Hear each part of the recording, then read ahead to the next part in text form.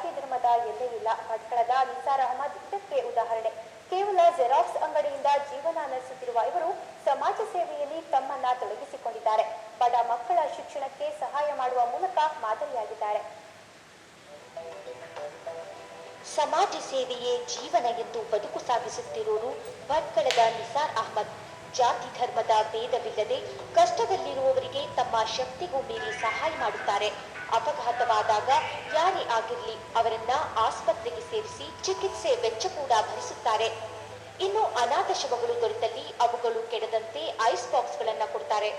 ಎಷ್ಟು ನನ್ನ ಲೈಫ್ನಲ್ಲಿ ಹೀಗೆ ನಮ್ಮ ಭಟ್ಕಲ್ ತಂಜೀಮ್ ಸಹಕಾರದಿಂದ ಮತ್ತೆ ರಾಬಿತಾ ಮತ್ತೆ ಸವಾವಾಹಿನಿ ಎಲ್ಲ ಸಹಕಾರದಿಂದ, ಪೊಲೀಸ್ ಅಧಿಕಾರಿ, ರೆವೆನ್ಯೂ ಡಿಪಾರ್ಟ್ಮೆಂಟ್ ಎಲ್ಲ ಸಹಕಾರದಿಂದ ನಾನು 59 ಬಾಡಿಯನ್ನು ನಾನು ಅನಾಥ ಶವವನ್ನು ತಗೊಂಡಿದ್ದೇನೆ.